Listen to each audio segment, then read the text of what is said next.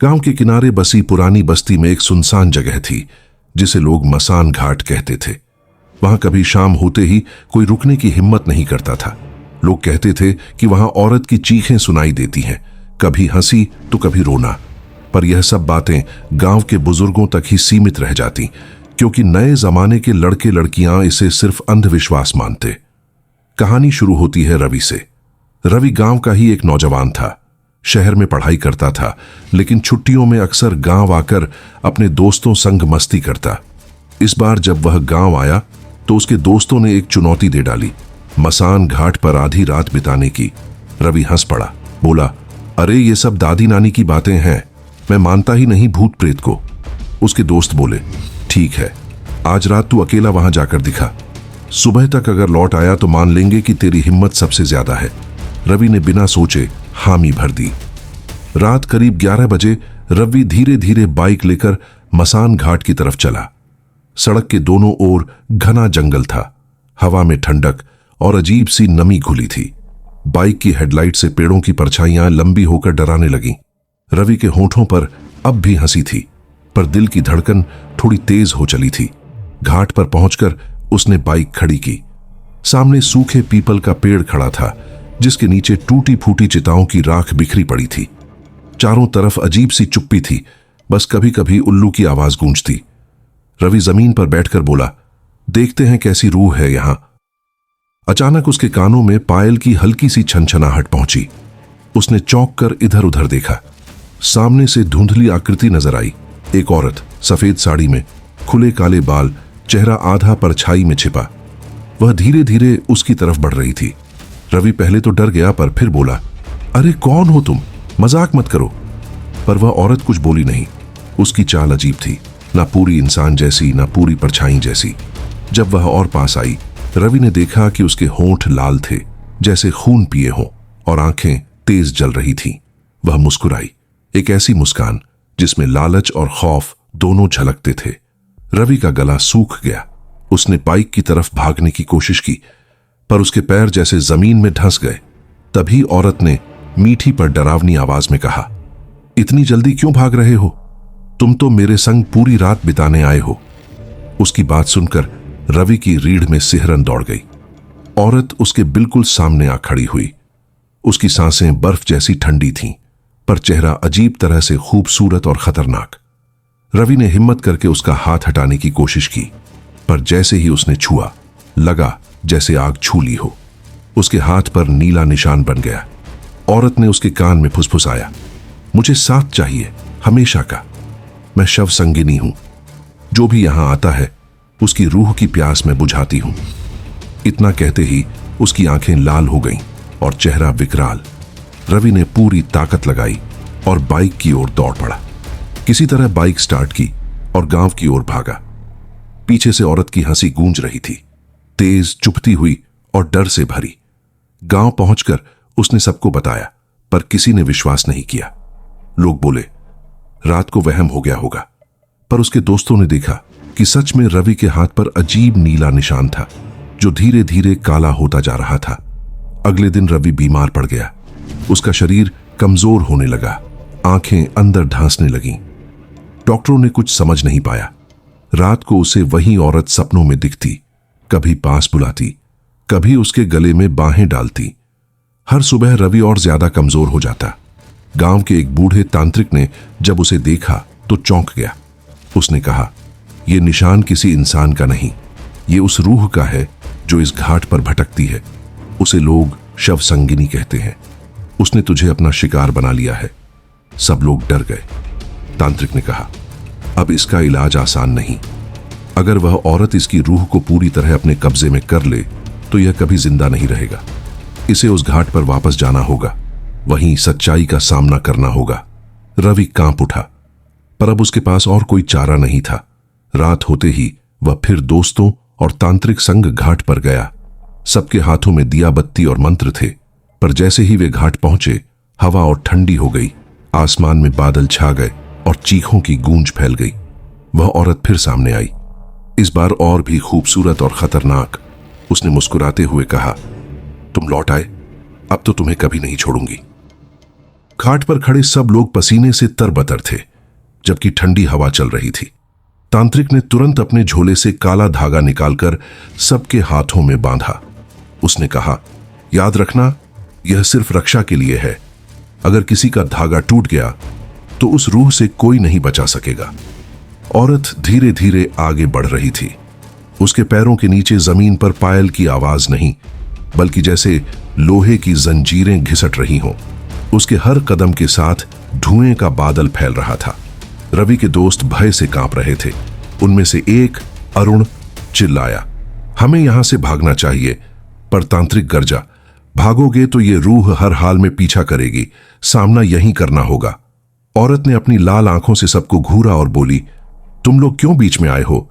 ये मेरा है, इसका लहू, इसकी सांसें, इसकी रूह, सब मेरा। इतना कहते ही उसने अपने हाथ हवा में उठाए। अचानक चारों तरफ की जली हुई चिताओं की राख उड़ने लगी और सबके चारों ओर घूमने लगी। हवा में चीखें भर गईं, जैसे 100 लोगों ने एक साथ चिल्लाया हो। रवि जमीन पर गिर पड़ा। उसकी सांसें तेज हो रही थीं। वह औरत उसके पास आई और उसके माथे पर हाथ फेरते हुए बोली, याद है मुझे? तुमने ही तो मुझे जगाया है। मैंने सालों से इंतजार किया था किसी ऐसे की जो मुझे मेरा वादा पूरा करने दे। तांत्रिक ने मंत्र पढ़ना शुरू किया। उसने जमीन पर गोला बनाया और सबको उसके अंदर बैठा दिया। पर शव संगिनी उस गोले के चारों ओर घूमते हुए हंसने लगी। उसकी हंसी इतनी तीखी थी कि सबके कान सुन्न होने लगे। रवि डर के मारे कांपते हुए बोला, तुम मुझसे क्या चाहती हो? औरत झुककर उसके कान में फुसफुसाई, मैं चाहती हूं कि तुम मेरे संग हमेशा के लिए रहो। जैसे मैं जिंदा रहते छोड़ दी गई थी, वैसे अब कोई मुझे अकेला ना छोड़े। उसकी आंखों में आंसू थे, पर उनमें पागलपन और खून की प्यास भी झलक रही थी। तांत्रिक ने तेज आवाज में मंत्र बोला और एक मुट्ठी भभूत उसकी ओर फेंकी। धुएं का गुब्बार उठा और औरत की परछाई कुछ पल के लिए पीछे हट गई।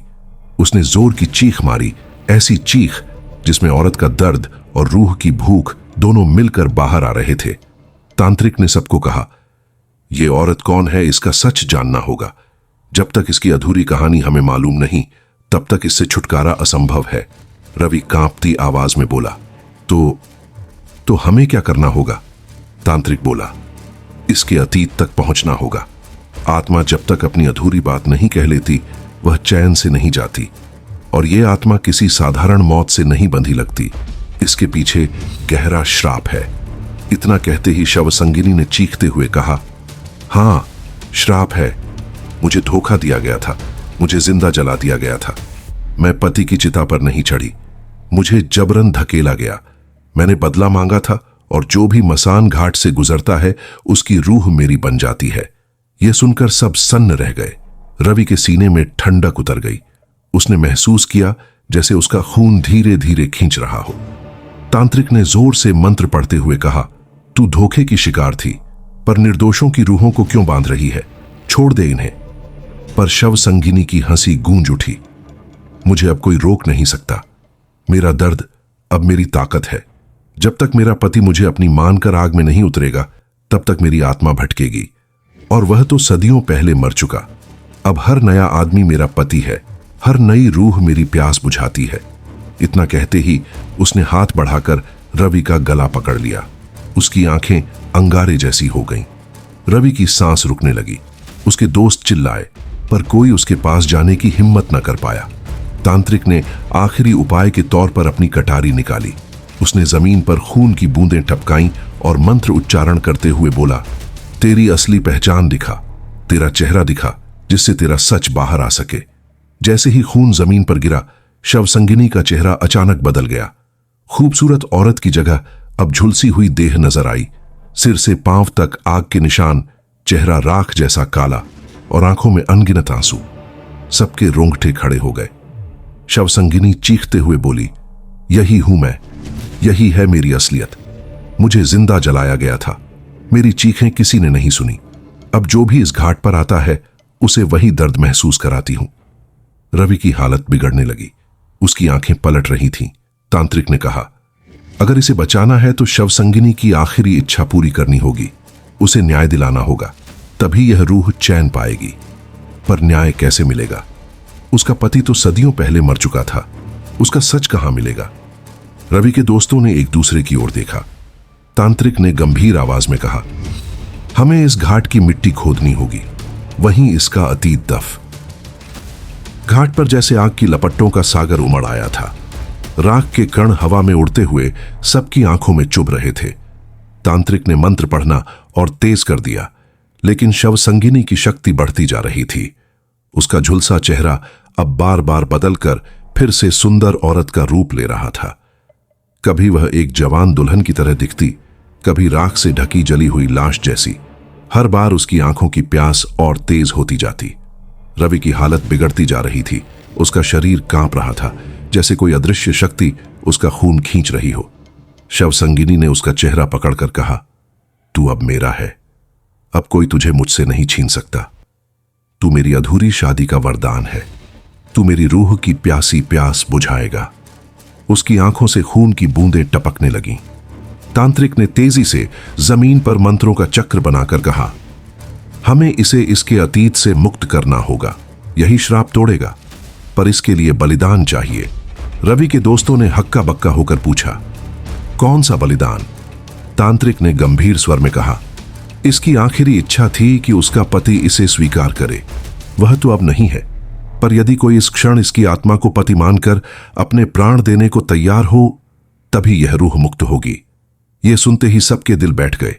घाट पर सन्नाटा छा गया। शव संगिनी ने विकराल हंसी हंसते हुए कहा, हां, यही सच है। मैं बिना वर के नहीं जाऊंगी। अब इनमें से कोई मेरा वर बनेगा और मरकर मेरे संग रहेगा। रवि के दोस्तों में से कोई हिम्मत नहीं जुटा पाया। सब भय से पीछे हटने लगे, पर रवि, जो अब तक बेहोशी की हालत में था, धीरे धीरे उठ बैठा। उसकी आंखें आंसुओं से भरी थीं। उसने कांपते हुए कहा, अगर यही एक रास्ता है तो मैं तेरी प्यास पूरी करूंगा, मगर एक शर्त है, तू फिर किसी और मासूम को नहीं सताएगी। मेरी रूह तेरी है, पर उसके बाद तू शांत हो जाएगी। उसके शब्द सुनते ही सब स्तब्ध रह गए। शव संगिनी की आंखों में अचानक नरमी झलकने लगी। उसके चेहरे पर कुछ पल के लिए सुकून का भाव आया, मानो उसे वर्षों बाद कोई अपना मिल गया हो। लेकिन उसी क्षण उसकी आंखें फिर से लाल हो गईं। उसने कहा, तू सचमुच तैयार है? याद रख, मौत से वापस कोई नहीं लौटता। रवि ने हां में सिर हिलाया। तांत्रिक ने मंत्र पढ़ते हुए रवि को गोले के बीच खड़ा किया। शव संगिनी धीरे धीरे उसकी ओर बढ़ी। उसके हर कदम से राख का तूफान उठ रहा था। उसने रवि का हाथ पकड़ा और उसी पल दोनों के चारों ओर आग की लपटें उठने लगीं। रवि की चीख घाट में गूंज उठी। उसके शरीर से रोशनी निकलने लगी, मानो उसकी आत्मा खिंचकर बाहर जा रही हो। शव संगिनी की आंखों में तृप्ति चमक उठी। उसने रवि को अपने सीने से लगा लिया और फिर एक भयावह चीख के साथ पूरा घाट अंधकार में डूब गया। कुछ पल बाद जब धुआं छांटा तो सबने देखा, शव संगिनी का चेहरा बदल चुका था। वह अब न तो जली हुई लाश थी, न ही खूबसूरत औरत। उसका चेहरा शांत था। उसकी आंखों में दर्द की जगह आंसू थे। उसने धीरे से कहा, सदियों बाद मुझे मेरा वर मिला, अब मैं मुक्त हूं। इतना कहते ही उसका शरीर धीरे धीरे धुएं में बदल गया और राख बनकर हवा में विलीन हो गया। पर वहीं जमीन पर रवि की निर्जीव देह पड़ी थी। उसके चेहरे पर डर नहीं, बल्कि एक अजीब सी शांति थी। उसके दोस्त फूट फूट कर रो पड़े। तांत्रिक ने गंभीर स्वर में कहा, कभी कभी मुक्ति पाने के लिए बलिदान जरूरी होता है। यह घाट अब फिर से शांत रहेगा, लेकिन इस बलिदान की कहानी हमेशा यहां गूंजती रहेगी। रात का अंधेरा और गहरा हो गया। हवा में अब भी राख की हल्की गंध थी। घाट पर कोई आवाज नहीं थी, सिवाय उस सन्नाटे के जिसमें रवि की आखिरी सांसें जैसे आज भी गूंज रही थीं।